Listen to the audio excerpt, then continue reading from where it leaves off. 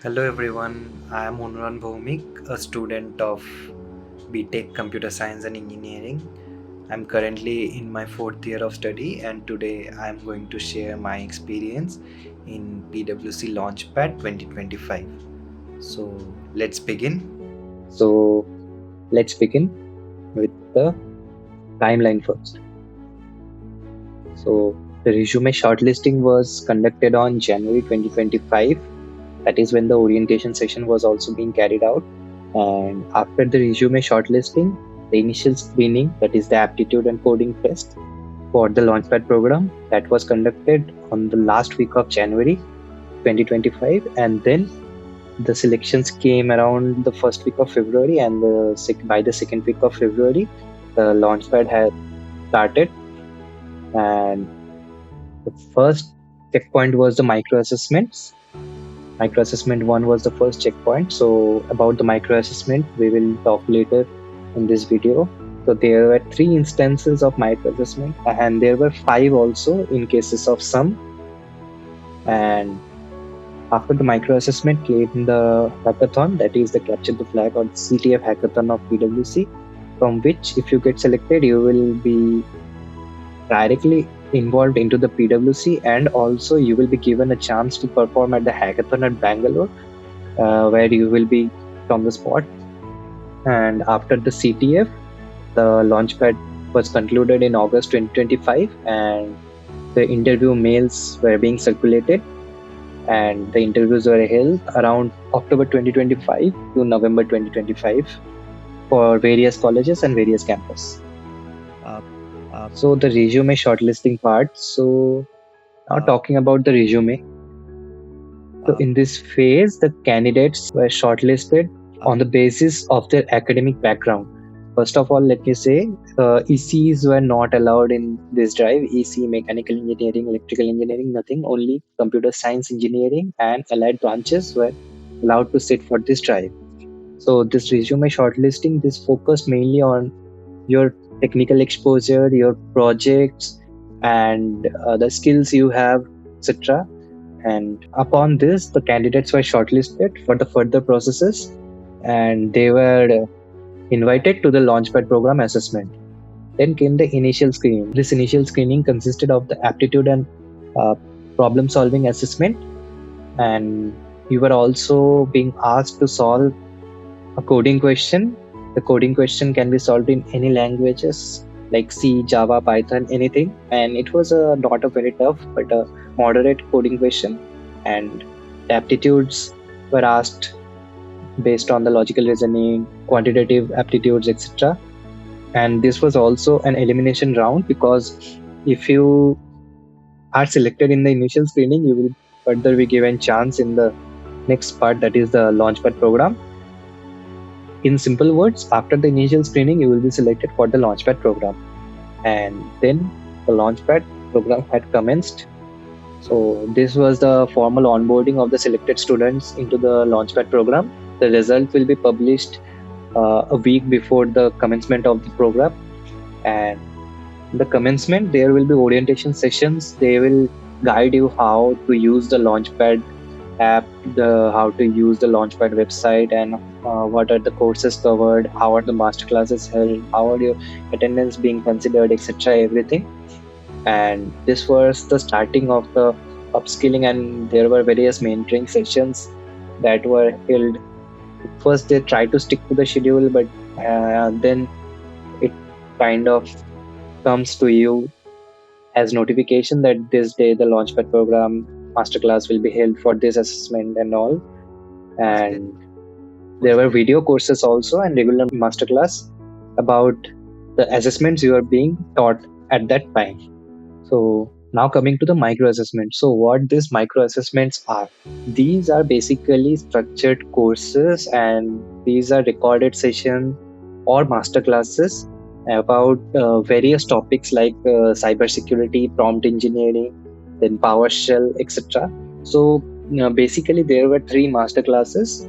For me, there were 3 like PowerShell, then cybersecurity and prompt engineering. Out of which PowerShell and cybersecurity were practical modules where you needed to submit tasks like for PowerShell, you needed to submit codings on the script editors or the PowerShell or Windows terminal or Linux terminal. And in cybersecurity, you needed to apply your skills to, I mean, the terminal skills like Bash, then the Linux, how to use the Linux, etc. And in prompt engineering, you were asked to verify prompts and taught about various prompts and all. So their courses covered were PowerShell scripting, in cybersecurity, and prompt engineering. The cybersecurity was also a theoretical part where the security fundamentals, threats, and the practices to overcome these threats were taught. And so, yes, there were micro quizzes also. That is, in the course, there were present.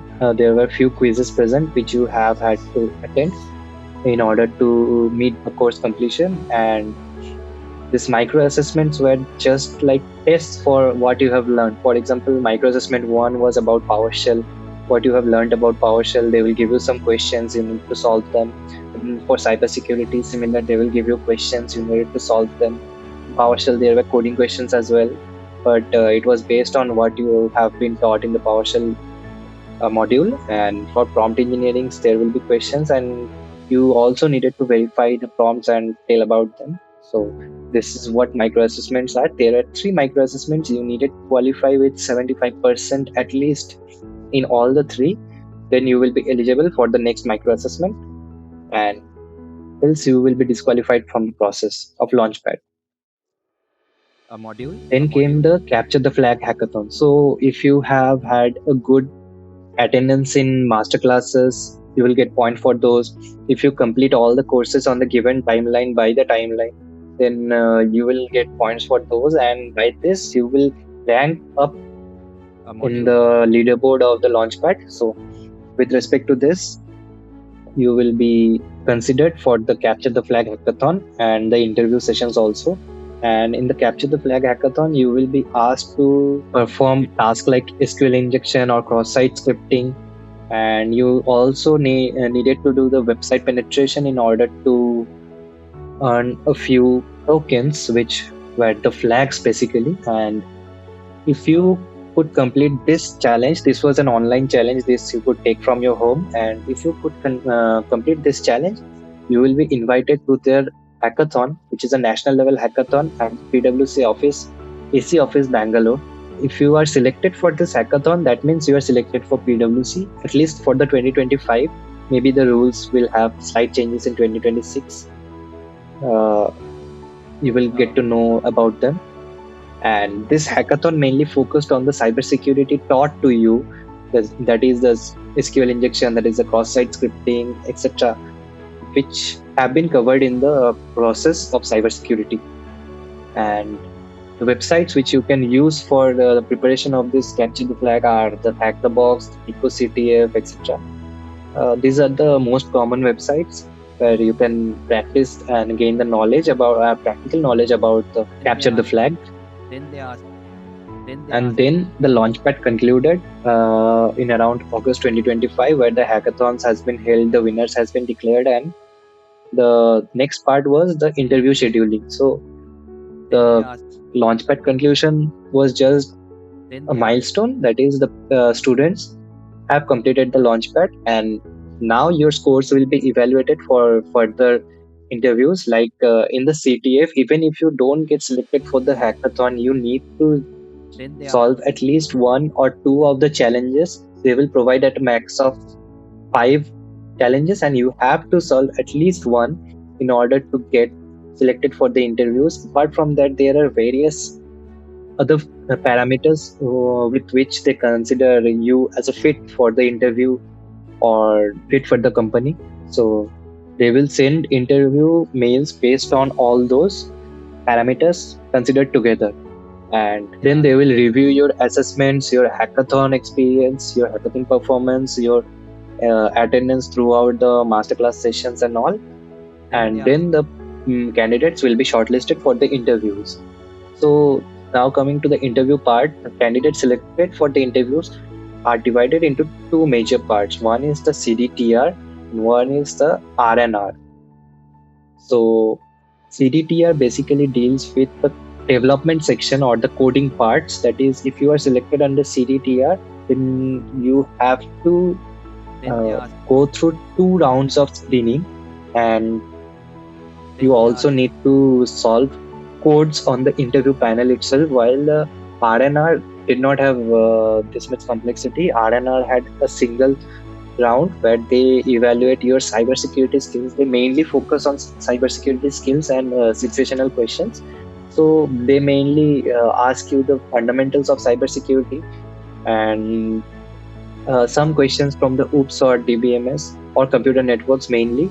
And then they ask you the HR questions also, and situational based questions like what would you do if you were in this situation, how could you, which concept of network, computer network, or which concept of cybersecurity will you apply to make sure it is safe, etc., like these types of questions. And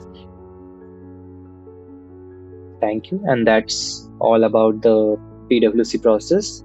If you want a more detailed video, you can comment for those, and we will try to make further and more detailed video about the hackathon part, about the interview part, about the other aspects which you need to know about the launchpad.